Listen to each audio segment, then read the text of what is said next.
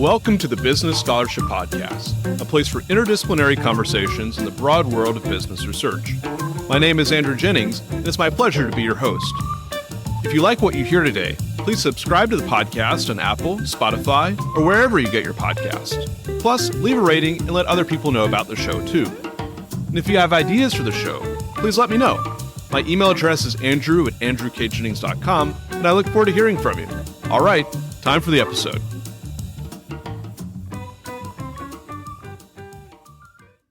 Our guest today is Stephen Xiao, Associate Professor of Finance at the University of Texas, Dallas. We'll be discussing his new paper, Do Consumers Care About ESG?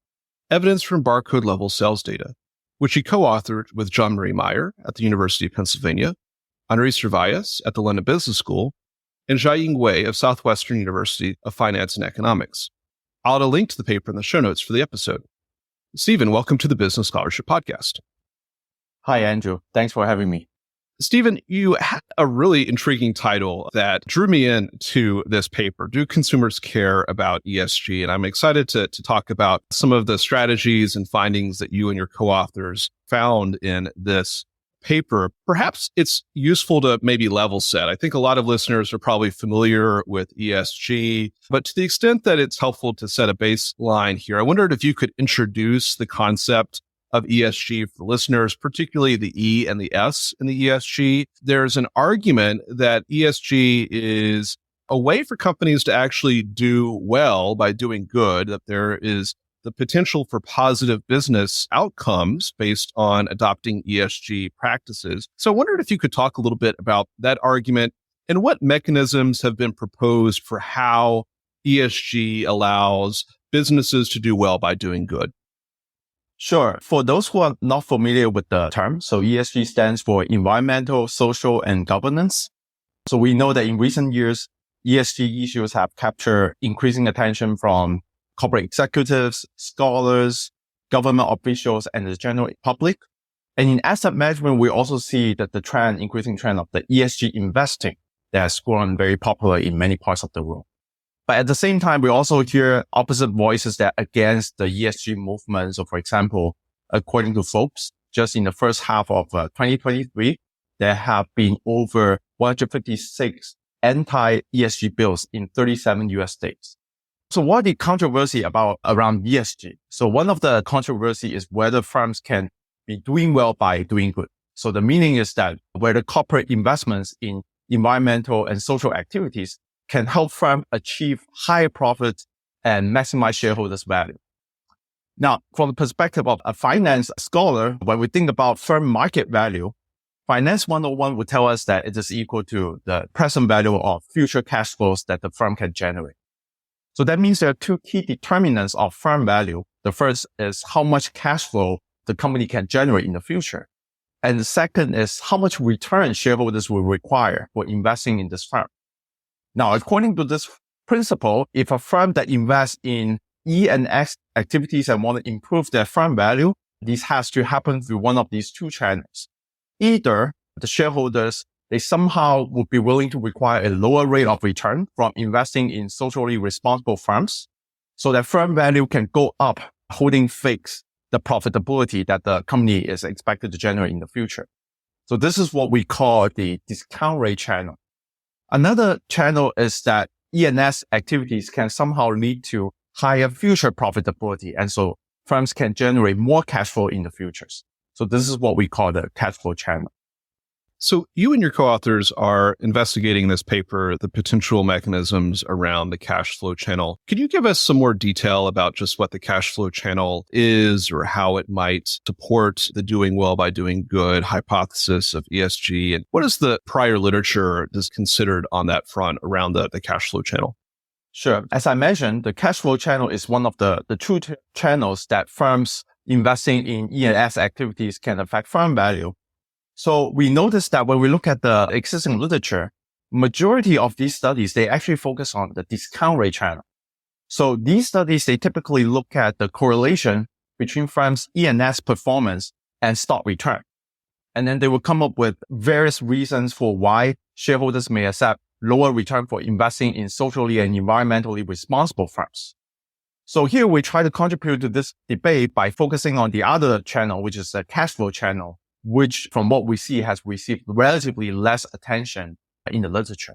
So the main idea about the cash flow channel is that firms with good E&S practices can become more profitable, and this could happen for various reasons. So for example, customers may want to buy products and services from firms that have a good reputation in corporate social responsibility. Or it could also be that employees may become more productive or become more willing to accept a lower wage when they work for a socially responsible firm. So these firms can benefit from a lower labor cost or maybe a higher general productivity from their employees. Now, in terms of empirical evidence on this cash flow channel, as far as we can see that it has been fairly limited and also inconclusive. For example, in a recent survey paper by Gillen and his co-authors published in the Journal of Corporate Finance, they have done a comprehensive review of studies that investigate the relationship between ESG and firm performance.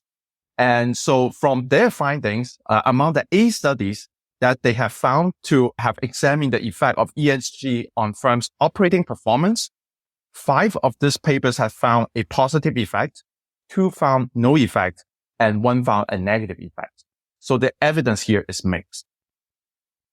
Could you talk about the research questions that you and your co-authors were setting out to tackle in this paper in particular, and what motivated those research questions as you're investigating this potential cash flow channel for ESG effects on business performance? Article, we focus on firms' E&S activity and we try to shed light on this cash flow channel. And specifically, we examine the implication of firms' E&S activities on consumer demand in the retail market. So that's why we focus on the barcode level sales data.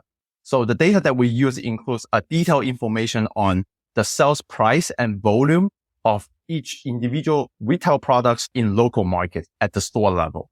We try to tackle this question from this angle because we notice that it is always hard to distinguish firms that are doing well by doing good from firms that do good because they are doing well, right? So what we call the endogeneity, the direction of the causality is not clear. And it is hard to tease out these 2 possibilities when one focuses on the firm level outcome using consolidated financial statement information. Thank you for that background into your research questions and the motivations. I wonder if you could talk to us about your research strategy. It was a really impressive strategy that you were able to employ. What sort of data did you use? How are you able to even obtain such rich, granular data on consumer transactions? Could you give us a little bit of a sense around your strategy, the methods that you used? So the main data source that we use for our research is the Nielsen retail scanner data. It provides comprehensive information on the quantity and price of product sales at the retail store level at the weekly frequency. And so the coverage is quite extensive. For example, there are approximately 30 to 35,000 participating stores, including grocery stores, drug stores, mass merchandisers, and other stores from 90 retail chains that voluntarily contribute their sales data to this database. Now, in terms of coverage in 2011, the Nielsen retail scanner database cover more than half of the total U.S. drugstore sales, 53% of the U.S. grocery store sales, and 32% of the U.S. merchandiser sales. So we believe this sample is quite representative for the U.S. retail market. We believe our research strategy using this retail market data has several advantages over previous studies in the literature.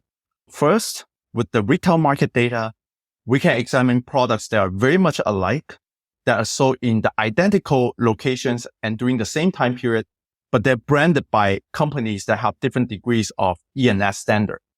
For example, within the same county and year, we can compare company sales within the same product category of, say, dish detergent.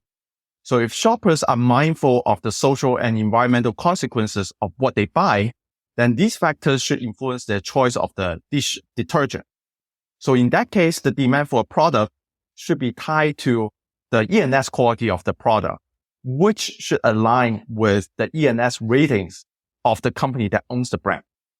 So that gives us a very tight apple-to-apple comparison, which allows us to isolate the effect of brand owners' perceived E&S quality from other potential drivers of consumer demand.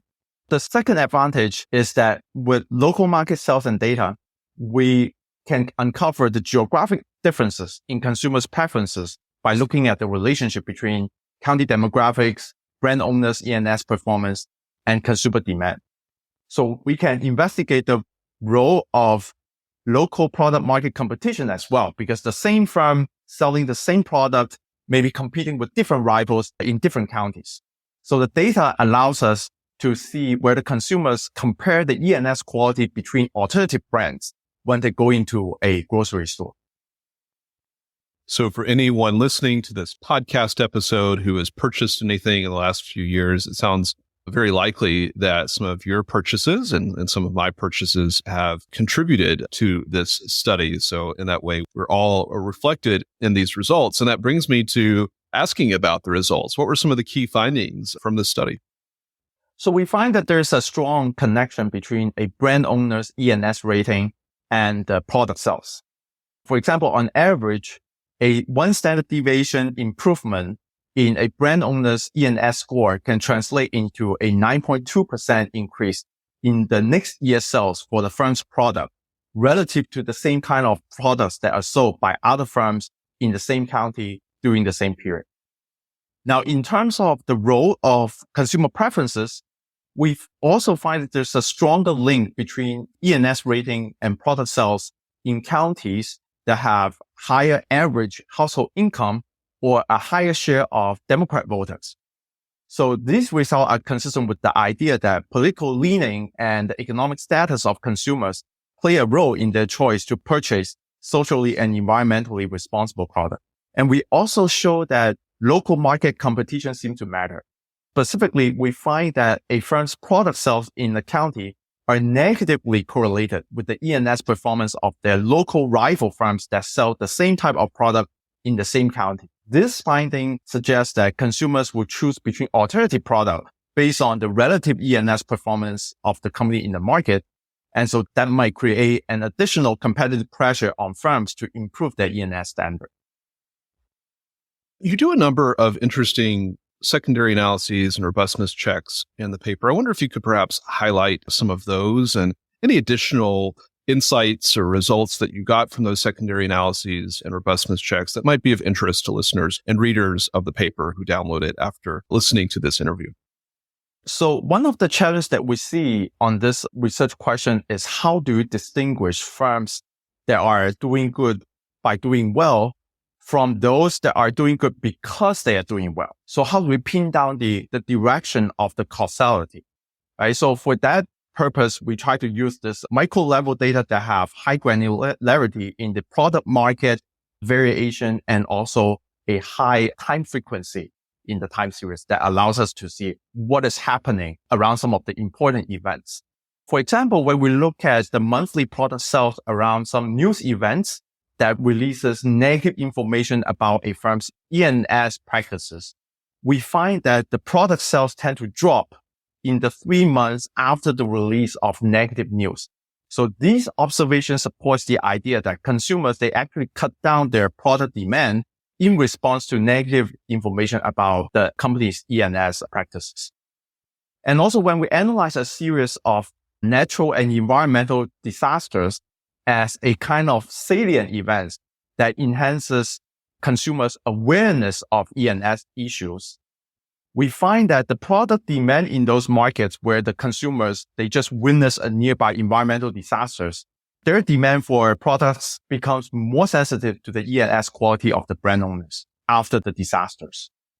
So these findings also support the idea that firms' E&S quality can causally affect consumer demand, and also consumers' tendency to purchase socially and environmentally responsible products is shaped by the amount of attention that they pay to E&S issues.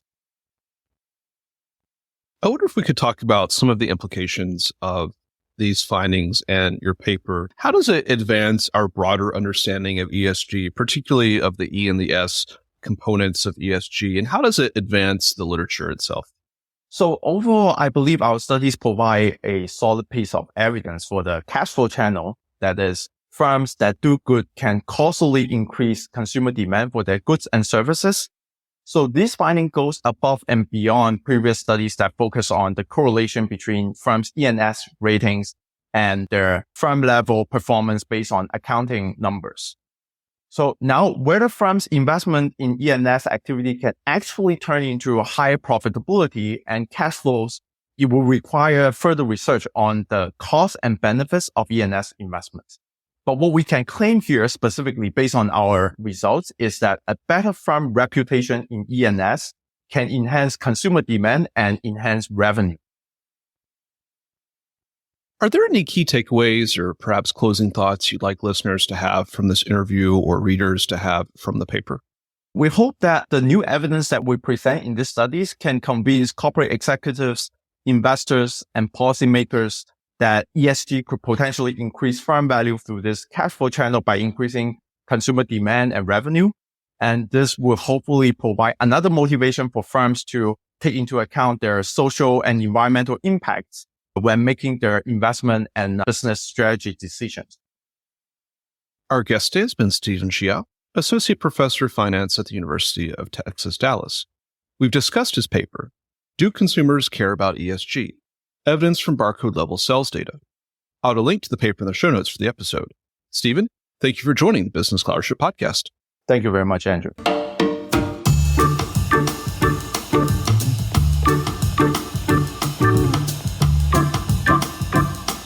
Thank you for listening to another episode of the Business Scholarship Podcast.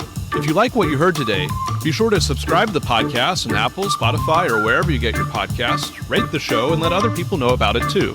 If you have ideas for future episodes, let me know. My email address is andrew@andrewkjennings.com, and I look forward to hearing from you. Until the next time, I'm your host, Andrew Jennings.